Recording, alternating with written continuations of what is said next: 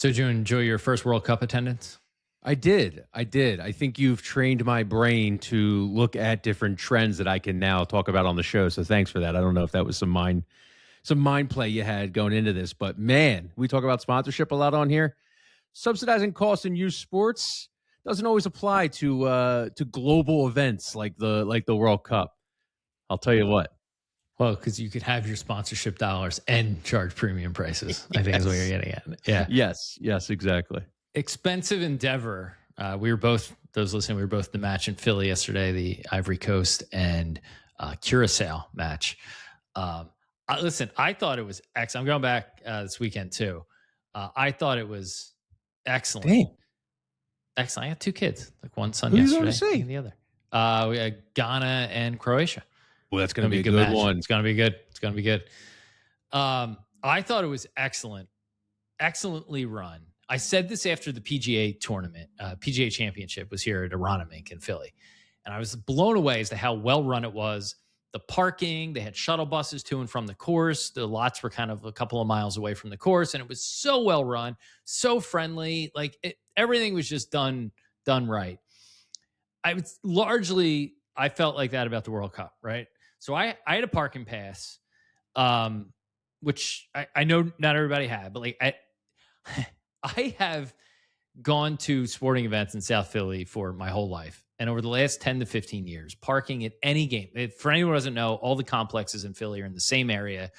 You got the Lincoln Financial Field, the Xfinity Mobile Arena where the Flyers and Sixers play, and Citizens Bank Park, all in the same area. They all share a giant parking lot in infrastructure. And all of those pro teams, every time you go, parking is an absolute nightmare, and it's gotten worse. Gates aren't open where they should be. There's no cops policing everything. It's an absolute free-for-all, and it's a headache to get in and out. I was expecting madness yesterday at Lincoln Financial Field, 68,000 people. And lo and behold, when somebody actually cares to pay attention, you actually can do it well. So it actually, like the PGA event, it made me more mad at our local pro teams. And I don't know if this is in every city as to how poorly things can be run when someone doesn't really care or just tries to extract dollars. And FIFA comes in. Yes, they tried to extract dollars, but it was run like a first-class event. There was people actually cared. The people moved, cars moved, experience was great. Positive environment. Well done all around. Yeah, I mean, you had I would say the upper echelon experience, and I had maybe more of the Gen Pop experience. That's no discredit to you or anything, but I would say we had two different experiences, but also the same experience. I thought it was very well run. We've both been, products of getting into stadiums, and I would echo everything that you said. I mean, you were like the king of Philly parking lots for people who don't know. So you lived in those lots. I've done my research. I think from the people on the bullhorns telling you where to go was amazing. From the SEPTA infrastructure was amazing. And we hear all about New York and all about Foxborough charging you an arm and a leg. I got a free ride on the way home. And they were telling me express this way, local this way. I mean, from what I've heard, from what I've read, Philadelphia has been a gold standard of infrastructure and how well the World Cup is being put on. So shout out to Philadelphia. It's funny you'd say people telling you where to go and things like that. I noticed that at PGA too. It's like every 20 feet there was a person, just a contractor, or I think at the PGA it was some volunteers, right? And they were just happy to be there. Walk this way, go this way, friendly face to kind of help you along your journey. Mm-hmm. That doesn't exist to pro teams, right? They want to pay for 40, 80 nights a year, whatever. They want to pay as few people as possible, including the police. There's like 2 cops in any pro event. And yesterday they were all over the place, directing traffic, keeping order. That seems like an amazing gig economy platform to work events, right? Think about it like for the Uber for like sporting events. Because to me, that made such a difference yesterday, made such a difference at the PGA. Just having people that are willing to be helpful along the way, tell you where to go, make sure things run smoothly. It's a great side job for a college kid or a retired person, right? Someone build me that platform where I'm a pro team that I can go on and hire. I had X thousands of dollars to hire X number of workers for 4 hours this day to make things run fastly. Again, it's all about margins at this point, and no one wants to pay the bill, but having just like a little bit of human capital, a human power at these events, when someone wants to, makes things go a long way. And you could probably take some youth sports event, at least event extrapolations away from that for sure. From one that I've actually physically been in, I've had good experiences at Perfect Game. I've had good experiences at Unrivaled down at the flag tournaments down there in Orlando, telling you where to go, what fields, from businesses they had pop ups there and everything. You do definitely, and you're willing to pay more. I would say if you're a customer at the World Cup or you're a parent, on a premium experience that was well run and there were no headaches and they told you where to go. And because I think we hear a lot of stories about the opposite. We don't really ever hear about the ones that were great experiences. Well, you just said it right there. I mean, there's a difference between paying more to World Cup and paying more to go see your kid's soccer game. And I think that's where you would get a lot of pushback. But if you are paying to go to a tournament, right, I think the ones, or even a league, right, I think within reason, parents are probably willing to pay a little bit more, whether that's $5 more or $50 more for a season for something that is exceedingly well run. I think that's the bottom line here. If you run something really well, and it doesn't come without cost, it requires people to do things. And I think we'll get into some of these topics here, but just assuming that everything is a kind of community run, volunteer led nonprofit, you do need people and field time and ring time and whatever it is.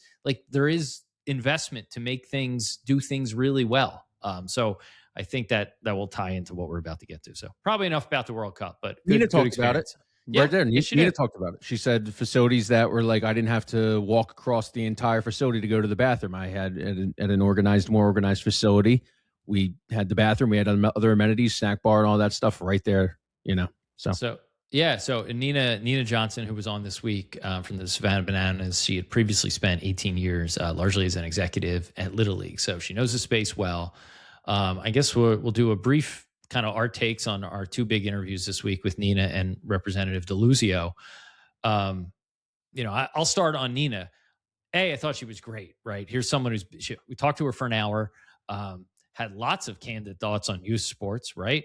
Kind of surprising, giving her background from Little League and now the Bananas that are more towards, trying to get more people involved at reasonable price points. And she was pretty critical of like community and volunteer-led organizations, how hard it is to deploy things at scale there. And it sounds like she had banged her head against the wall for years at Little League. So that surprised me. I would say my main takeaway, though, is I was surprised to learn I don't think the Bananas are that far along in their grand youth sports plan. I thought coming in and saying, hey, is the plan still to get 1 million kids? Because it sounds like we're in kind of prototyping mode here with the camps, was really interesting. And it seems like, unsurprisingly, they want to really control the experience and not just license it out or sell it. But I thought there was going to be some grand reveal this year. I'm planning to give myself a thumbs down on that take at the end of the year, because I think it's just going to be a slow trial and error sort of thing. If I'm reading between the lines, that, or they have something huge and they weren't ready to divulge it yet. That's true. I mean, but she did say that like 3 to 5 years was probably an aggressive timeline. So I think you're probably thinking on the right end there. Also surprised, right? The Bananas went from basically unknown to national professional stadiums and national TV deals in about 5 years, right? So a lot can happen in 5 years. I was surprised that she seemed to think that was a short timeline. Yeah, one of the other takeaways was why free is not always a good idea. Because the Bananas, they are historically and well known for this. They own their own ticketing stack. They're very good at keeping prices down. Importantly, though, not free. Yeah, exactly. Because free sometimes, free's not always great. Free doesn't always give you a premium experience. Free, low cost doesn't always give you the greatest. I mean, you have, access is a priority, but she also echoed the sentiment that we also heard from Travis Vaughn of Upward Sports, who advises church-based leagues to refrain from undercutting high-quality local secular platforms on price.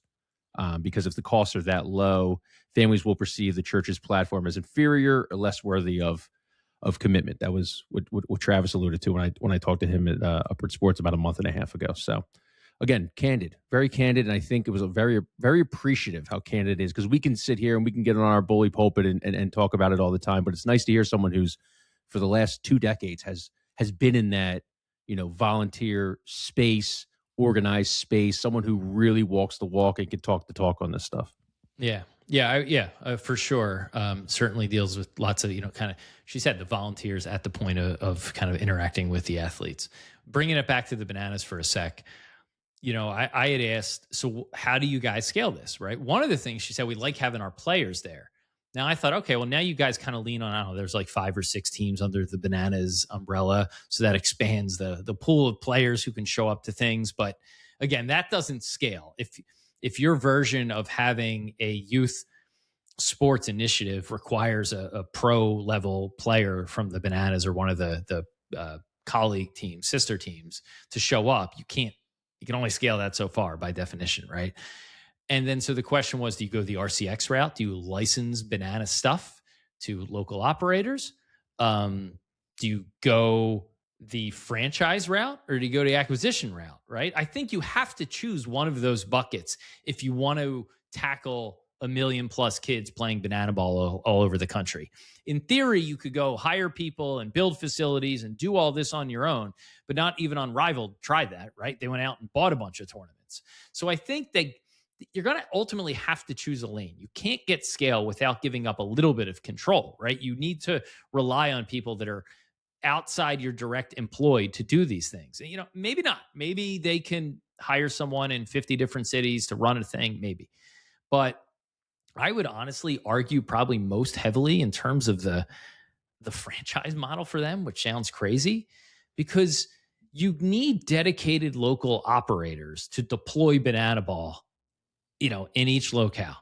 And I think the franchise model works because you have someone who's putting up their own capital to invest and they're their own business lead in that market. Major brands have realized this, from McDonald's to, you name it, right? Like, major brands have realized that you can franchise effectively. You have very strict guardrails. You come in, you evaluate people. I used to work at Arita's Water Ice 20 years ago when it was a small franchise. We would have people come, sit across the street and time how long it took us to make water ice. That was 20, 25 years ago, right? Now I got to say this, biggest line at the World Cup was the Rita's Water Ice. So they're still going strong. Well, somebody wasn't evaluating their scoop time, right? My scoop time was flawless. I used to throw the cups across I would scoop. If we did a gelati, I would tag team it, right? I would scoop. I would saucer the cup with the water ice in it over to the person at the custard machine. They'd put the top on, and then we'd give it to the customer. You could talk about, it's about shaving seconds, Kyle, and we don't drop it. You don't efficiency. Anyway, that was 20 years ago. God knows what they do now. But franchises figure this out. Bananas really wanted to scale. I think you have people invest, right? You see this with Soccer Stars, I9 Sports. You have people invest their own money. They come in for a 2-week long thing with Jesse Cole where he hammers into them the banana ball thing, and then you police it, right? Do they have to follow these guardrails? I think that's probably the way they would have to scale. Licensing, I think they'd want to go a step further in the RCX model, right? I think that is not deep enough integration with the operators and the programming that I think the bananas would expect. And acquisition is probably just a tricky thing from a capital standpoint. I think they're in a totally different business there. But again, if they want to scale, I think they got to choose a lane. It's just my take. I was surprised. Anyway, you don't think licensing could work? It could, but it's like franchising and licensing are two sides of the same coin, right? Licensing, I think, is an easier, it's less of a lift on the operator side, right? You pay a license fee, but I think the capital investment there is probably smaller. It's easier to get out of, right? When you buy a franchise, like, you're investing, usually in this case, it would be 6 figures, and it's your business, right? And I think there's a level of care there. I would love to get like the youth athletes guys or the enrichment brand guys to kind of come on, and I'm sure they would love to raise their hands and help them deploy this, right? I think because then you get local operators who care about the business. Because I was thinking, as she was like, how do we scale this? I'm like, you have all these passionate local operators, whether it's leagues, clubs, tournaments, facilities, whatever route they choose. You're going to need people on the ground who care about the community, care about kids, love sports, can deploy your model. So you could either hire them, or, it might be easier to have them find the ones who are willing to make the investment on their own, right? Because now you have a stakeholder. Now you don't just have an employee, you have a stakeholder. So I don't know. The bananas don't seem to me like they should be, like, they're in the business of selling franchises, but I don't know. Maybe I'm wrong. I think that's how you do it. She did talk about on the customer service side. They study different companies like Chick-fil-A, Delta. She named and everything. I mean, there's There you go. Chick-fil-A. so many examples that they could look at from a franchise perspective, just in the youth sports space, middle school matchup. I mean, you're echoing the same things that Dan Himmel said, being like, if you're putting your money in this, more likely you are working hard at this, and he's seen that with different locations in Houston. Sport ball, Quentin Griffiths, who we had on a couple weeks ago, he said our secret sauce is in the coaches. And if you could find a couple of great operators, a couple of great coaches, why can't you build it up to the franchise model? Well, here you go. And I'm reading about Chick-fil-A now. Their initial fee is only $10,000, which blows my mind. But they accept less than 1% of people. So they have it's like getting into a private college, right? So, I mean, that's what the bananas would need to do. You need to be very particular about it, but it can work. So I don't know. That's my money. That's where they end up, or where they could end up. But we're sitting here on a microphone. She's actually running. Let's talk about this 48 hours after we interviewed Congressman Deluzio. How you feeling? I mean, it definitely sounds like the bill is not finalized. From what, not only our opinion, it seems like what he alluded to, and this is a quote that came from him, said, "We'll take ideas if that we think there's a place where this could drive out good investment." So I would say that the bill is not finalized. I came out of this really liking Representative Deluzio, right? I know a lot of people are like, "Oh, you talked to him, he gave you a smile." And I came into it. I called the bill unserious in the newsletter last week, like 3 days before I emailed him, because it only takes aim at private equity. That didn't have a lot of nuance in it. And we came in with a list of questions that were going to kind of push him on some of those things. And then he got on, and we're like, okay, this actually seems like a pretty reasonable guy. And we asked him those questions, and to his credit, he didn't try to talk around them, or, I mean, there was a couple that I would say were like, we were nitpicking the bill a little bit, and he didn't try to talk around it or wiggle out of it, or, we had like 25 or 30 minutes, right? He could have filibustered for 15, right? Like that's what I expect from every public official. And he was great, right? And he acknowledged, I think he heard in our questions where there was some nuance that was probably lacking in the bill, and acknowledged, like, hey, as part of the process, we're going to work it up. Let's take that input. I suspect that some of those questions, he probably learned about an area of the industry of which I just don't think Washington is aware, right? When we were asked to give the example of for-profit companies in youth sports, I think one of the ones he reached for was the Pittsburgh Pirates, and then the other was Dick's, which is the biggest, which is in his district, right?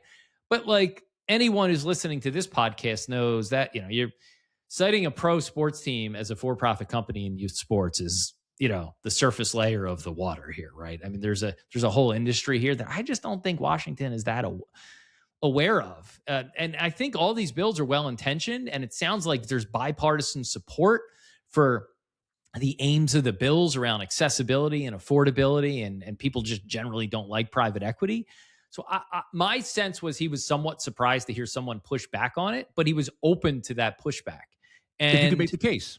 If you can make the case. And I think the industry, James wrote in the newsletter today, I think it's time for the industry, and particularly the bigger players and the private equity folks, there's an opportunity here to educate a little bit. We've been doing this for a year and a half. There's certainly people that know youth sports better than we do, but we wake up every day trying to find what's going on, new news, analyze it. And even after 15 months, every day, like literally every day, there's something I read or a conversation we have that feels like you're peeling back another layer of the onion. Like, wow, I didn't even realize this existed in this spot, or this thing, or this. If you're a policymaker, there's no way of knowing all that stuff. So I think education's a big part of this. And to his credit, and I think some other lawmakers, there's a hearing next week, I think they're actually open to input. And right now, media is often upstream of politics, and this is why people criticize us for using the word narrative. But the narrative is PE bad, costs high, politicians react to that. Now, that may be directionally accurate, but there's a lot of nuance that the mainstream media doesn't care to cover, and or covers through a certain very narrow lens. And that's where I think the industry's got to roll up its sleeves and engage. I think they're willing to engage. Yeah, I mean, and there still needs to be some education that has to be delivered, because Deluzio said he has received significant feedback from parents since introducing the bill, and this has not fallen into the normal Democratic and Republican divide. And I think that attests to your point, where it's like PE bad, costs are going up. Obviously, parents are going to be in favor of this bill, every single parent, and it's also a bipartisan issue, as we say. Yeah. Yeah. And to me, the biggest exchange I wrote in the newsletter today was, I said, the fact that it only, if you define this list of bad practices, we've talked about this 100 times in here, so I'll go quick. It defines this list of bad practices, but unless you're a private equity firm undertaking those bad practices, bill has nothing to do with you. And I kind of asked him about that, and he said, well, we lay out these vulture practices, and I think if you're an actor, period, who's engaging in those, you're going to be forced to divest. Well, that's not what the bill says, right? So I think that right there is where things could get a little better. If you think this practice is wrong, then it should be wrong, not just wrong because something that looks, smells, or acts like private equity is involved. Then you could haggle over which practices deserve to be there and which aren't, and which require some explaining. So, but yeah, I actually came away sort of heartened. Right, I don't think I've ever interviewed a sitting congressperson, and I was expecting a kind of level of polish and kind of being, I don't say talked over, but ask a question and they just give a separate answer, which is what you're trained to see from TV. I came across thinking, okay, he's really approachable, acknowledges where there might be some weak spots here, and generally well-intentioned. So take from that what you will. I think that's all you can ask. That's all you can ask. And I do appreciate, him coming in, taking on the chin, and with some questions that we had and stuff, and being able to kind of throw back a little bit, what he thinks and everything. Uses examples, pretty well versed with what's going on with BBSG and in his Pittsburgh. Obviously, that's in his North Hills district and stuff. So, no, shout out to the congressman for coming on and being able to talk about it. Before we get into the rest of the episode, I do want to thank Blackmagic Design Cameras for sponsoring the show. Listen, filming youth sports has come a long way. Organizations can now create new revenue streams from live broadcasts using the same products as professional teams. A hockey club in Michigan can use the same camera that the NHL uses behind the goal, and a baseball facility in California can afford the same cameras Disney used to shoot the latest Marvel movie. That's all thanks to Blackmagic Design, who's sponsoring today's show. They make it all possible. Whether you're in a sports facility, club, school, or coach, Blackmagic Design allows high quality, affordable, and easy to learn multi-camera streaming and filming. Check out their studio cameras, production switchers, DaVinci Resolve, editing and replay tools, and the Blackmagic camera app on iPhone and Android. For more information, please go to blackmagicdesign.com. All right, let's talk about Perfect Game. They just partnered with Doubted Athletes. The platform announced a media rights pact with Doubted Athletes today. Its second such deal after partnering with youth prospects in April, right around the time of the Buying Sandlot Summit. We've really handpicked two that we saw were already doing it with an authentic voice and at a level that fits our brand, that was good for our players, good for our ecosystem, good for our partners. That comes from the head of content, Josh Gotthelf. DA, for those who don't know, they specialize in cutting full games into 20 to 30-minute condensed versions on YouTube. They'll have the rights to select PG events. Gotthelf said PG will provide more access and help with scouting information and storylines to inform content decisions. The partnership also opens up sponsorship doors, given high engagement numbers. Kyle, you had a take on this. What was it?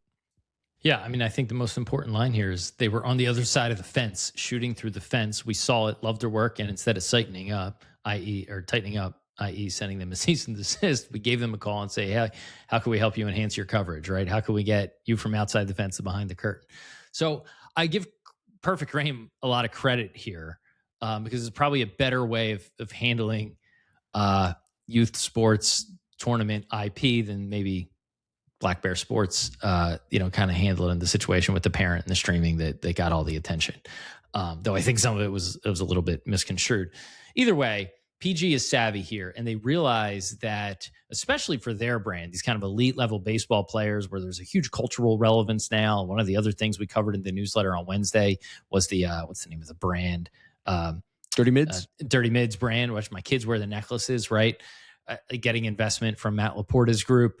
There's a lot of cultural relevance right now in baseball and kind of the culture of baseball. And I think PG is savvy to understand that they just can't be the only ones putting out their own content. And the analogy I would draw to this was, you're probably aware of this early 2010s time frame when YouTube and Twitter were really taking off, social media, Instagram, things like that. The NBA and NHL really embraced people sharing clips. They didn't police it. Technically, it's a copyright violation. But those leagues were smart enough to understand that people sharing highlights of their games was like even if they're losing cents on monetizable ad revenue on their website, it was a net positive to allow people to share LeBron James dunk highlights on YouTube and Twitter to develop fans. That's how fans were consuming the sport. Meanwhile, Major League Baseball I ran a sports blog at the time, was aggressively policing this. I was on the receiving end of many cease and desist, as were like anybody else doing anything online. You could not put baseball clips. They wanted everyone to go to MLB.tv, watch a 30-second ad to then see 17 seconds of Bryce Harper's home run, him rounding the bases, right? That is not a way to get young fans. And they paid for it for a good chunk of the last decade. Now, that has kind of flipped. Rob Manfred, over the last 5 to 7 years, has taken a much smarter view on this, embracing young fans. Obviously, game changes and rule changes, but like content wise, you can now find baseball stuff on YouTube and Instagram and things like that. Perfect Game understands that. I think it's native to what they do. So I think when they see an influencer who has a following literally outside their fence shooting games, then clipping them up and commenting on it, the instinct, I think, would be to police that. But they're like, hey, let's bring them in. Let's work with them. Also, they get to now define the terms. Hey, you can't do this without our permission. So we're going to give you permission. And the permission is going to be when and what we want you to shoot.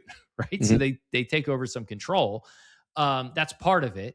And I think the other part of it here that is maybe more important for the broader youth sports audience is, I think parents, athletes, players, even influencers will occasionally, and we'll keep seeing this pop up, be surprised to learn that someone else owns the rights to the games that youth athletes are playing in. And with the number of cameras, the number of tech platforms, the number of tournament venues out there, all the terms and conditions are different among all of them. So you may show up to one field and the game is being streamed on such and such camera, which actually gives the IP to the person doing the streaming. And then you go to another tournament where there's another camera or another tournament organizer, and they own the broadcast and distribution rights to the same age group a town over.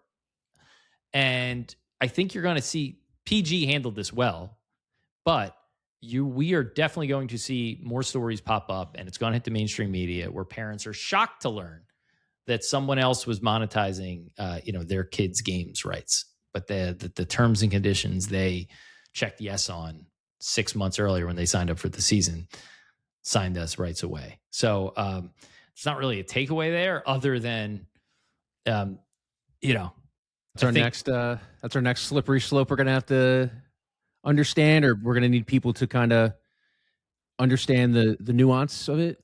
Couple of things. I do think having some standards, right? I think a lot of youth sports, as we've talked through this stuff, a lot of youth sports comes down to parent education. Right? We talked about this with specialization, right? I don't think enough parents, frankly, are asking for multi-sport clubs based on the survey we put out.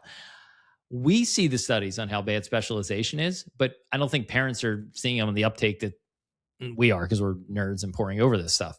And I think the same thing might come for the streaming conversation. Some of it might just be around educating parents that when you sign up for such and such tournament or you use such and such camera, that thing may lie claim to the distribution rights of that game. Whether or not they enforce it or not is a separate matter, but someone will, and then it will get headlines. And Deluzio talked about it. In that bill is tech platforms and kids' data and rights. I don't have the language in front of me, but you're seeing lawmakers acknowledge that this is a thing. He actually said, monetizing kids' kids' data, which I think would extend to include video data. Certainly in a broad reading of the bill, they're already thinking about this. And all it's going to take is a couple more media stories like the Black Bear story. And so it's going to happen. So I would the people who make the cameras, run the tournaments, run the tech platforms, you have your terms of service. I would be very overt about that when parents sign up, right? make that an explicit opt-in or make it high profile. Don't bury it down in the T's and C's, because I think ultimately that may come back to bite somebody. And you don't want that regulated to the point where now you can't sell ads on a stream, right? Because as we talked about, that could be a good business. I think the win-win here is to develop methods where every ad on a stream gets passed back, as some sort of subsidy to the club up to a certain point. Perfect Game is a more elite level circuit you're entering. I think that's different. But if someone's selling ads against your 6-year-old soccer game, like I would proactively have a rev share there with the team or league, even if it's relatively small, to kind of get ahead of that story. Just my take. When I saw this story, I was like, this kid probably didn't even know, about the copyright thing. Theorizing on it a little bit, Representative Deluzio, he did mention that they don't want to take away analytics. So maybe there's a workaround there where, sometimes you're watching you're watching Amazon, the Amazon Thursday night game. Oh, here's so-and-so's analytics brought to you by Amazon Web Services and stuff. So maybe there's a workaround there a little bit, because he did want to keep the cool features of analytics. I remember him saying that and everything. But I agree with you. I mean, the live streaming stuff it's going to heat up, especially when you're getting these, elite athletes who might be building these, huge social media followings and stuff. And their parents are going to be like, well, where's my kickback? That's just inevitable how things happen and everything. And that's good. Totally agree. I was actually glad to hear him kind of carve out that data piece or add that data piece carve out. Like, I acknowledge there are apps that are important for analytics. So that was good. But I think, I don't have the wording in front of it, but I think he followed up with, as long as those platforms aren't monetizing it. And I was like, oh. I might be right. I got to go back and look at that. Yeah, but I mean, it was a caveat to kind of kneecap the business model of it in some ways. We talk about these youth sports tech platforms and streamers being media companies, and I think they should be. I think there's a real opportunity there. Like, I'm not anti that practice, but it's going to take some education.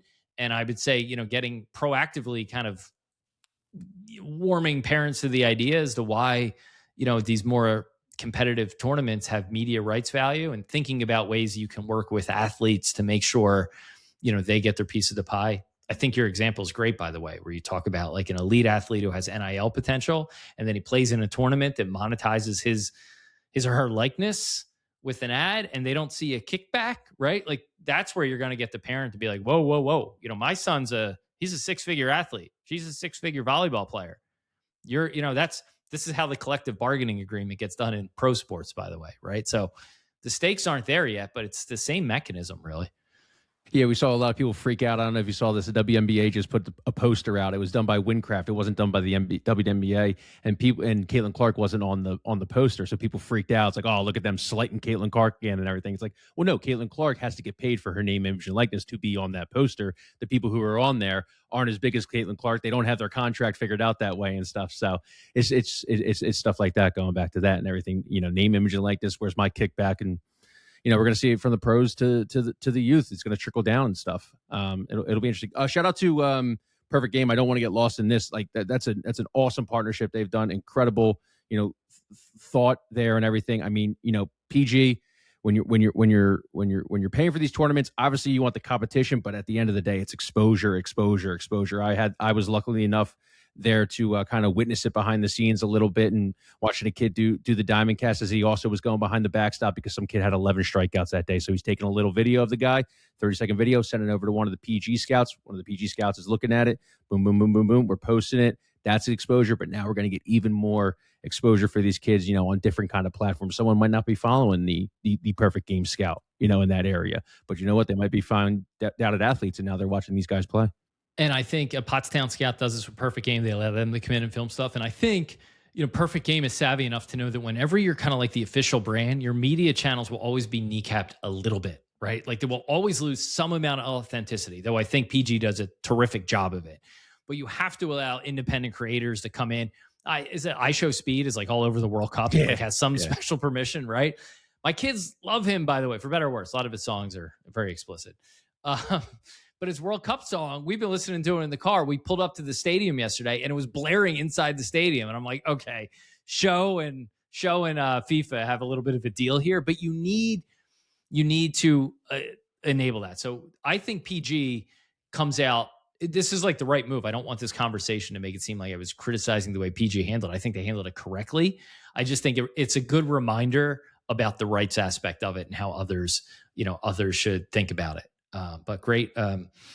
Yeah, they're very savvy with this stuff. They're very good at it. And there's a reason why they're successful. And I like how Rob is just like Rob Poncher, their CEO, makes no bones about, we're a media company.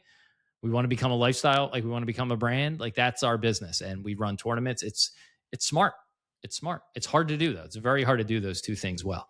Quick one before we get out of here. Another naming rights deal for a complex. $4.5 million over 15 years for the First Community Bank Sportsplex down, I believe, in Arkansas. What did you think about this? Our second one that we've seen. The other one was the Raising Cane's / it was a healthcare company. I forget it off the top of my head. But it was down in Louisiana, and they kind of led the charge. 15-year, $4.25 million. I'll do this around live. 300,000. Okay, all right. So not nothing, right? No. I think this is hasn't even opened yet. There you go. And sports facilities companies will manage the venue, right? So I don't know if they were involved in securing the partnership, but I'm sure they're kind of, reach and sophistication in terms of how many people will come through and presenting that case to the sponsor probably helped there.